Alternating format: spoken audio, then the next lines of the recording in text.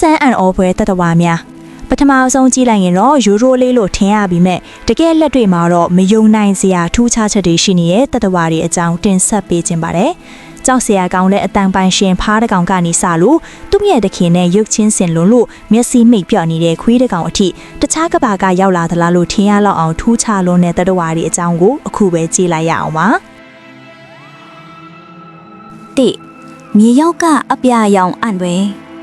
ရွာတရွာမှာမြေတူးနေရင်နဲ့ထူးဆန်းတဲ့အရာတစ်ခုမြေကြီးတွေကထွက်လာခဲ့ပါ၏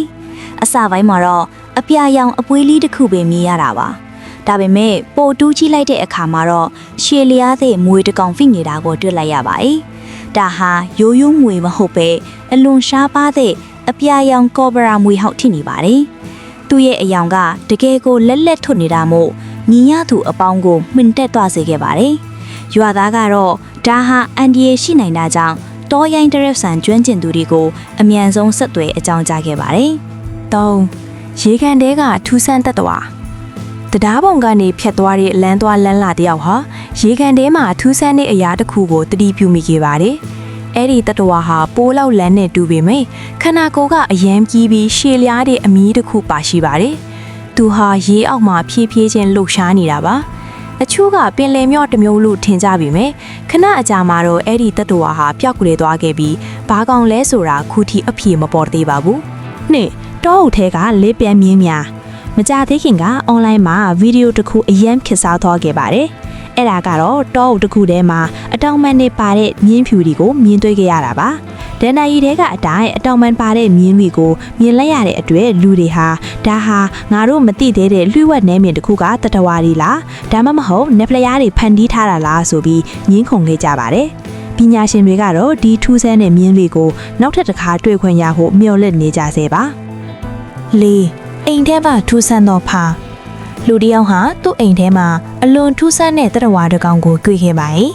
ကြည်ရတာဖားနေသူပေမဲ့သူ့ရဲ့ပုံစံနဲ့မျက်နှာကဘယ်ဖားနဲ့မှမတူပဲထူးခြားနေပါတယ်ထီကြီးဟိုစူးစမ်းတဲ့အခါမှာလည်းပုံမှန်ဖားတွေမလုပ်တဲ့ထူးဆန်းတဲ့အတန်တွေကိုပြုလုပ်ခဲ့ပါတယ်ဒါဟာမတွေ့ရှိသေးတဲ့မျိုးစိတ်အသစ်တစ်ခုဖြစ်နိုင်တယ်လို့အချို့ကယူဆကြပါတယ်ငါမော်ရိုကိုတောင်တန်းကဥယျာဉ်ပါမွေမော်ရိုကိုနိုင်ငံမှာခရီးသွားတဲ့ဟာတောင်ပေါ်ကခုံတန်းလေးတစ်ခုပေါ်မှာတွားသွားနေတဲ့တရဝါတစ်ကောင်ကိုတွေ့ခဲ့ပါတယ်။အဲ့ဒါကတော့ဥကောင်းပေါ်မှာဥကြိုလိုအဖူလေးတွေပါတဲ့ကန်တာရဥကြိုပါမွေပဲဖြစ်ပါတယ်။ပုံမှန်အားဖြင့်ကန်တာရထဲမှာပဲနေလေးရှိတဲ့ဒီမွေကအခုလိုတောင်ပေါ်ကိုဘလို့ရောက်နေတယ်လဲဆိုတာပညာရှင်တွေအတွက်စူးစမ်းစရာဖြစ်လာခဲ့ပါတယ်။6ထူးဆန်းတဲ့မြောက်ဝန်းသူတည်တနာပညာရှင်တယောက်ဟာတောထဲမှာမျက်လုံးအပြူသားနဲ့နရွက်အကြီးကြီးပါတဲ့တရဝါတစ်ကောင်ကိုတွေ့ခဲ့ပါတယ်။သူဟာလူကိုမကြောက်ပဲဖနစ်တွေကိုတောင်လာနှံ့နေခဲ့တာပါ။ဒါဟာမာဒါဂတ်စကာကျွန်းမှာမေးတွေ့ရတဲ့ EA ဆိုတဲ့တရဝါပါ။ဒေသခံတွေကတော့ဒီကောင်ကိုမြင်ရင်ကံမကောင်းမှုလို့ယူဆကြပါတယ်။9ဝမ်းနေနေတဲ့မြောက်တရုတ်နိုင်ငံကတရေဆန်ယုံတစ်ခုမှာလူနဲ့တူတဲ့မျက်နှာပေါက်ရှိတဲ့မြောက်တစ်ကောင်ကြောင့်လူတွေအံ့ဩခဲ့ရပါတယ်။သူ့ရဲ့မျက်နှာကအမြဲတမ်းဝမ်းနဲ့ပူဆွေးနေတဲ့ပုံစံပေါက်နေတာပါ။တရိတ်ဆန်ယုံဝန်ထမ်းတွေကတော့ဒီမြောက်ဟာအသက်19နှစ်ရှိပြီဖြစ်ပြီးအဖို့8ရုရှားတငါတဲ့ရဲ့ထူးဆန်းသောငါရုရှားတငါတဲ့တယောက်ဟာငါးဖမ်းရင်းနဲ့ဂျူသားနဲ့တူတဲ့ငါးတစ်ကောင်ကိုဖမ်းမိခဲ့ပါတယ်။သူ့ရဲ့မျက်နှာသွင်းမြင်ကအလွန်ထူးခြားနေပြီး smooth lumpfish မျိုးနွယ်ဖြစ်နိုင်တယ်လို့ယူဆကြပါတယ်။ဒါပေမဲ့သူ့ရဲ့ပုံစံကတော့တကယ့်ကိုဂျူသားတစ်ကောင်လိုပါတယ်